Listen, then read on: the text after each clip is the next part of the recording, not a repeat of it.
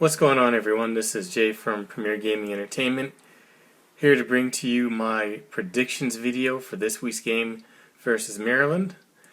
Before I get started, please leave a comment in the comment section below. Let me know how you feel about the game. Are you excited about it? Do you think this is going to be one of those trap games, or do you think that Michigan is going to, take care of business like they've been doing for the past, 10 games? Let me know how you feel about it in the comment section below. Feel free to leave a like on the video if you enjoy the content. I really appreciate everyone who left a like on the video on the previous video. I really do appreciate it. It helps me out so much with YouTube. So if you can, smash that like button and leave a like on the video. So, anyways, getting into my predictions for this game. I don't feel as though this is going to be any issue for Michigan. It is a road game, so it is what it is. I know everything is going to be up in the air as far as, everything with Coach Harbaugh being able to coach the game or not. We won't find out anything until Friday. But honestly, I don't think that's going to make much of a difference. Not saying that his presence on the field is not important. Not even saying that. I'm just saying that if we can go on the road and we can beat Penn State without Coach Harbaugh, I feel as though Maryland should not be any issue at all.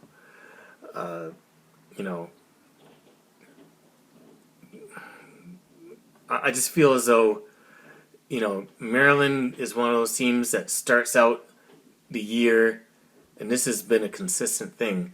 In September, they're hot. They're a team that you're worried about, a team that, they play well, they'll play you tough.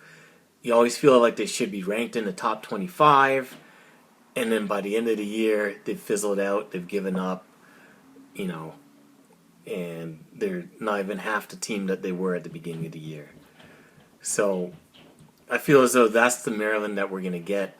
Not the team that's going to play you hard and give you a good fight, but the team that is pretty much checked out for the year. So I don't think there's going to be any issue as far as that goes.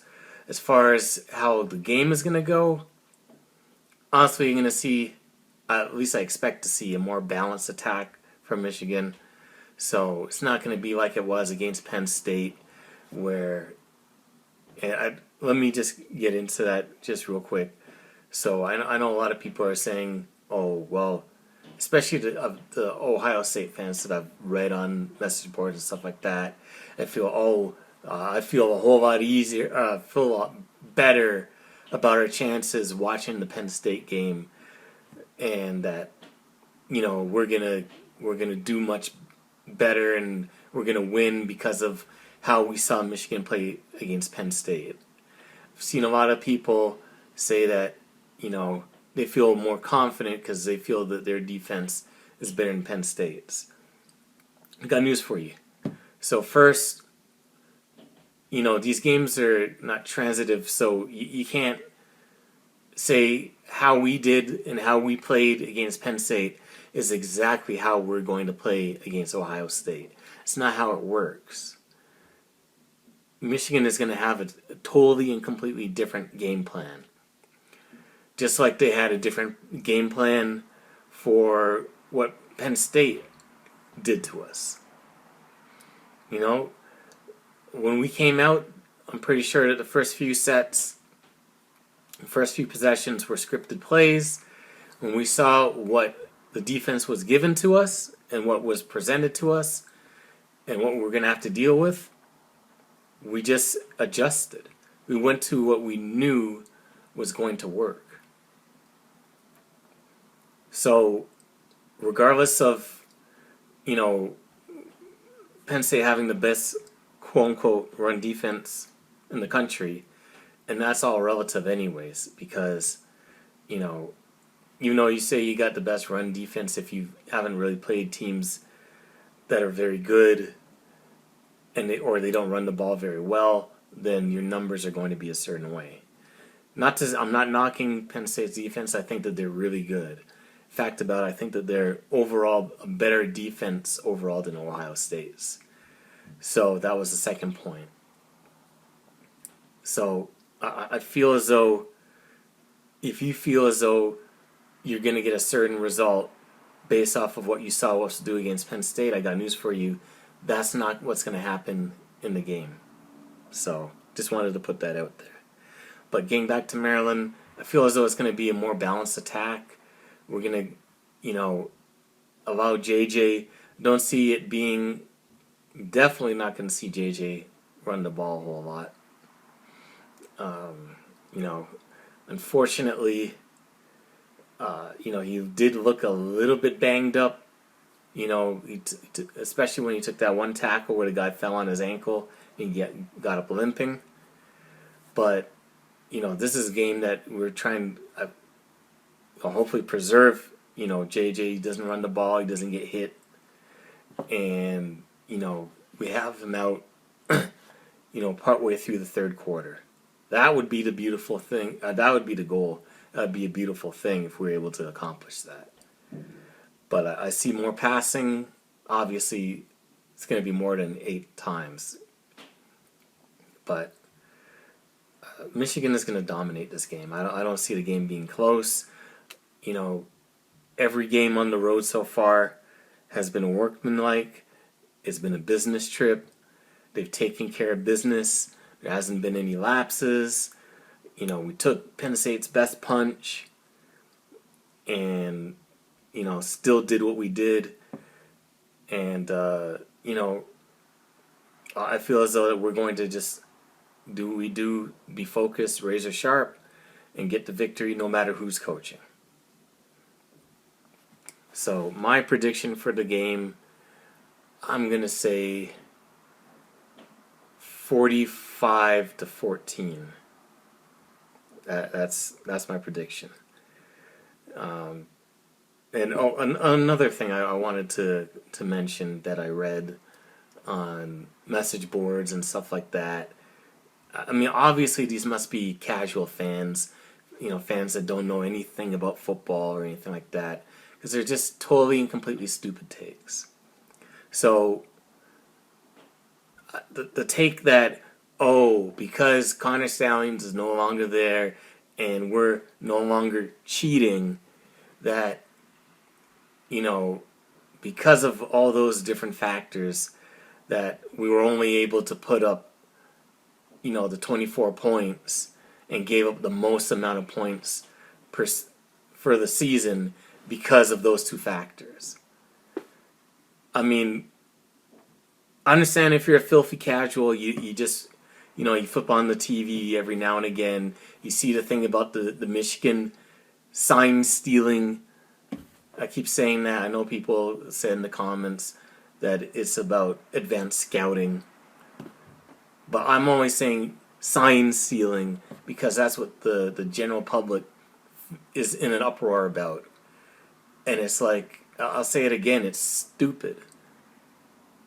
The issue has never been about the sign stealing. All teams do it. So if you're watching this video, or in the future you see another video and they're talking about sign stealing and that's what you're in an uproar about, you're upset about the wrong thing, my friend. It's not about stealing the signs. Anybody can do it. It doesn't matter about how you get the signs, because people don't realize that in-game sign stealing happens all the time. People can watch the game tape, study the game film, and be able to predict plays and signs from doing that stuff. So who's to say, and that's the thing that with this whole controversy, the whole thing about the cheating thing, you don't know where the signs that Connor Stallions got, where he decoded that from. Was it from the stuff that they quote-unquote is in the gray area, or was it from him studying film? Nobody knows that. Nobody has proven that. So therefore, until that's done, how can you call what Michigan's doing cheating? You don't know where the information came from. So, but, getting back to my point as far as that goes. So, just because we only scored 24 points just because they scored 15 points has nothing to do with the sign stealing. It's a stupid take. It's a lazy take. We played a top 10 team in the whole entire country. What do you expect is going to happen?